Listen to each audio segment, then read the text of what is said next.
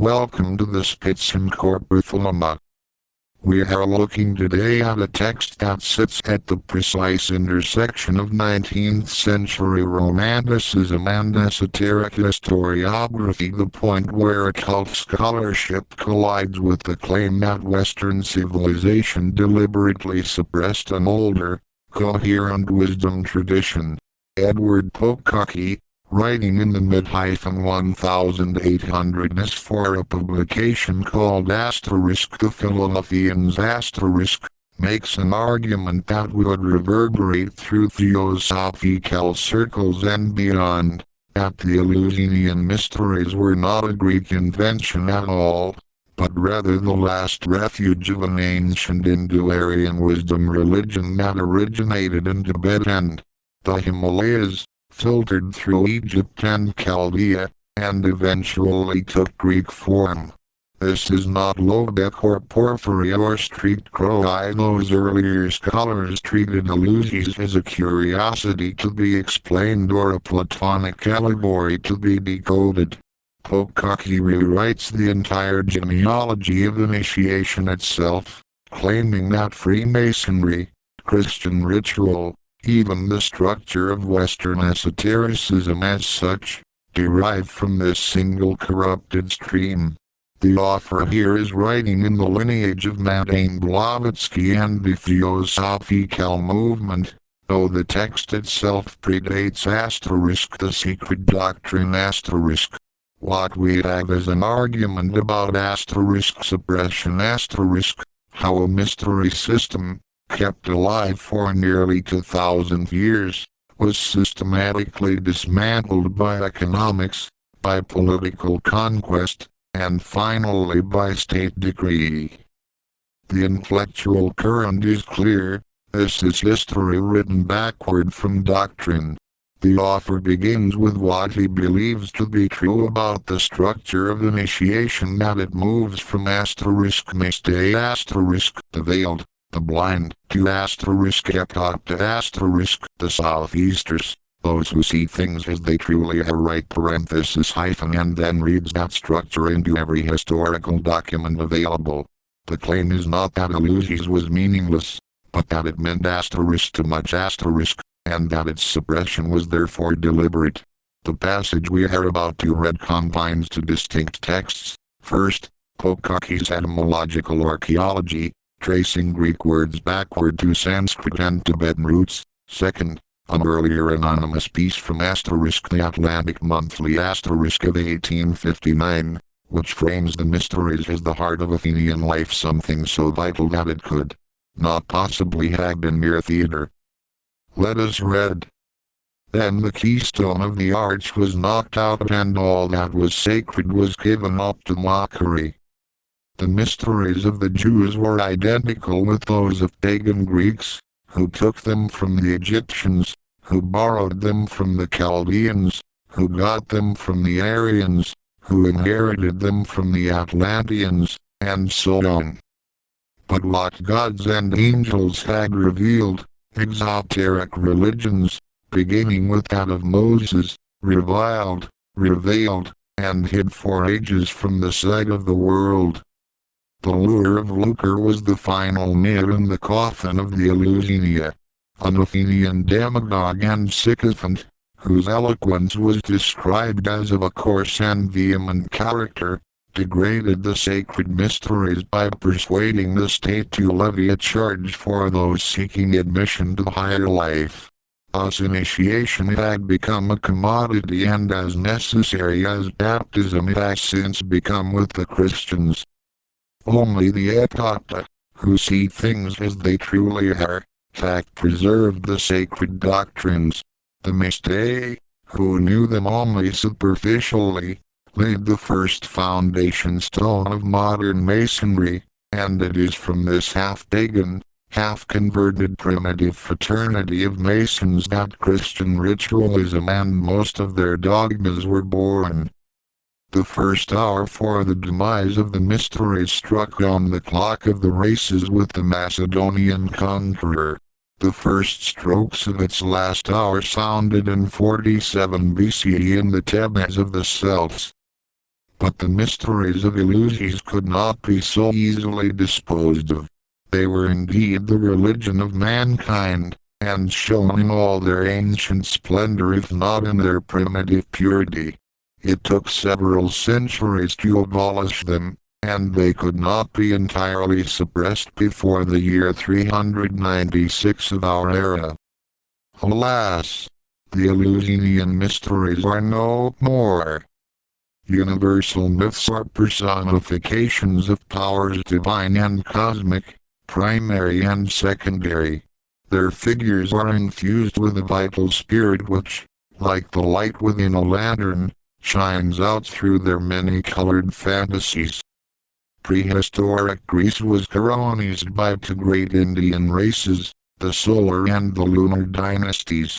Springing up from the kingdoms of Kashmir and Tibet, the prehistoric colonists of Greece consisted of the two great primitive and radical races of Aryavarta, the solar or ancient Buddhistic dynasty, and the lunar dynasty.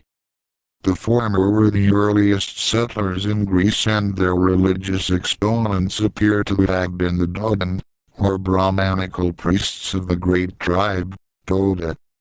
As history progressed, the original Lamaic system of religion has been so much modified and so far compromised, as to be compelled to seek refuge in the asylum of the Grecian mysteries, instead of the state position it once occupied. The Lamaic system, originating on the high tract of land in the vicinity of the Himalayan frontier of Tibet, had taken up a strong position to the north of Thessaly, on the Adrian mountain range, before descending into northern Greece, under the auspices of the Dalai Lamas. This gigantic system of ancient Hellas was administered from that lofty mountain which was called Olympos by the later Greeks, but Ulampos, or High Lama chiefs, by the original settlers. With the passing of time, the settlers corrupted Jayus or Grand Lama, to Zeus, and Chakras, the horned child and favorite son of Zeus by his daughter, Kori Persephone or Guru Parasapani, to Zagreus. Inside Greece, Bacchus was a prosonym of Zagreus, the successor of the Lamaic sovereignty in whose service was Orpheus, the founder of the mysteries.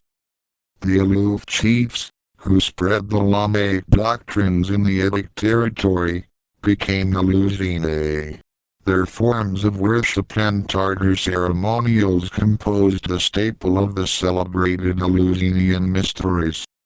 Pococke, the great Buddhistic pontiff, styled Ikshvaku by the Hindus, became Ojibwas.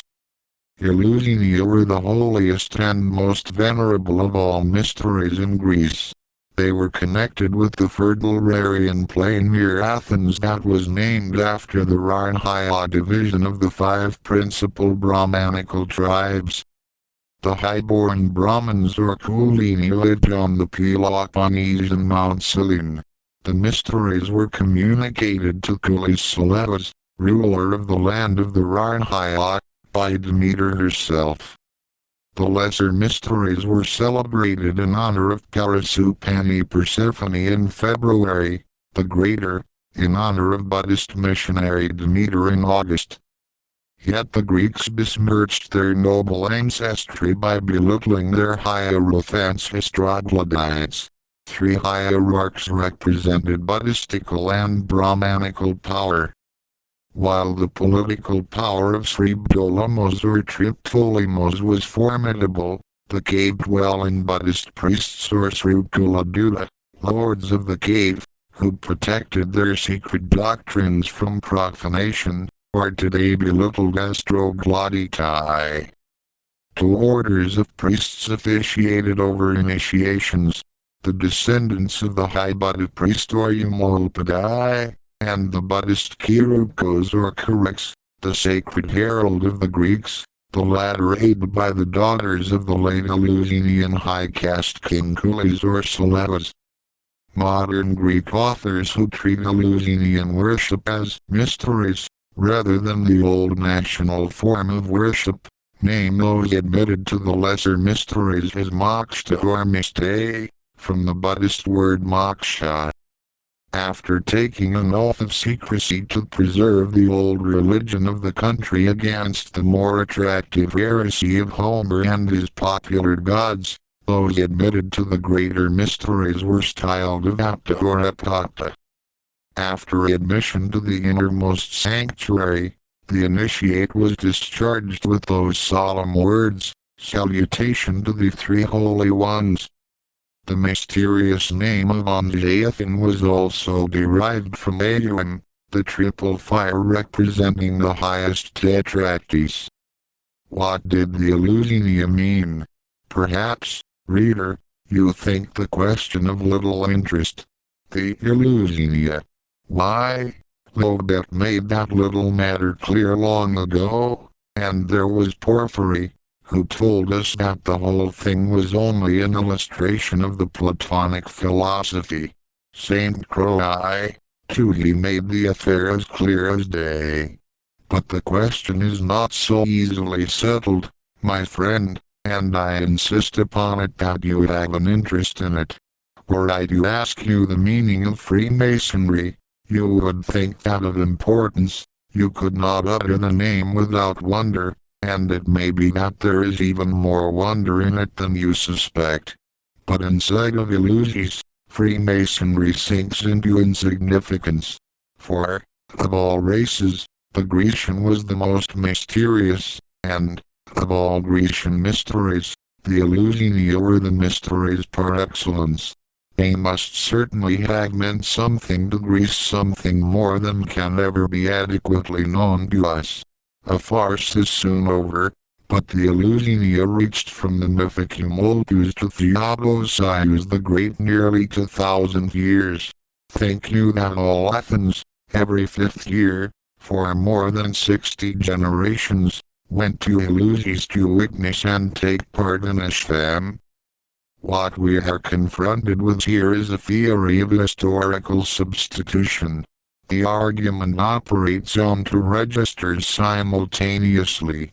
The first register is etymological.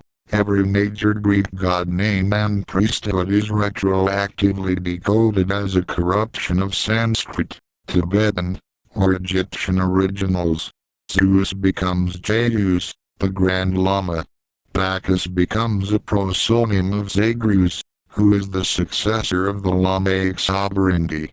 The very mountain of Olympus is revealed to the Ulampos, High Lama chiefs. This is not scholarly in the modern sense, it is occult etymology a practice inherited from Agrippa and Paracelsus, where the truth of a thing is hidden in the sound of its name, and the initiate recovers that truth by phonetic archaeology. The second register is historical and political. The mysteries did not decline naturally. They were suppressed first by economics. An Athenian demagogue, unnamed, made initiation a commodity, charging admission. Then by conquest, Alexander and Macedon struck the first blow.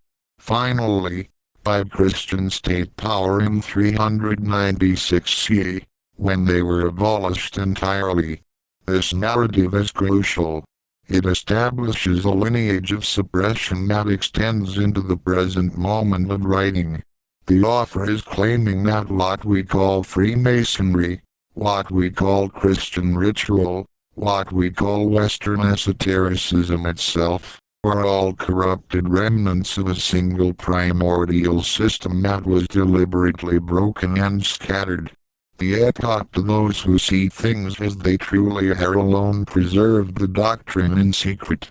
Everyone else, the mistake, the veiled ones, inherited only fragments, which they assembled into new religions, new fraternities. What mutated here is the theosophical conception of history itself, where 19th century scholarship saw development, evolution, refinement, Pococke saw suppression and drift. corrupted, forms Zeus instead of Zeus, Bacchus instead of the sacred name are not mistakes or natural language change. They are the historical record of a fall into exotericism, into the profane. And yet the mysteries seed everything. Masonry came from them. Christianity came from them. The structure of initiation itself from mystate to epocha, from veiling to seeing persists even in the religions that were supposedly born from their ruin. This is a profound historical claim. You cannot kill the form. You can only disperse it, corrupt it, commercialize it, and force it into hiding.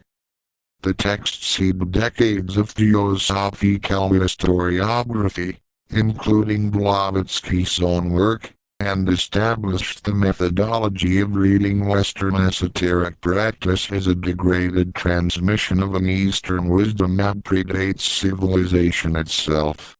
Whether the etymology is sound is beside the point. The claim is that reality itself is structured as initiation and that history is the story of forgetting and remembering. Next, Thomas Taylor on the Eleusinian and Bucket Mysteries, the Spitzen-Körper Thelema. If this archive serves you, support it on Patreon. Link in the description.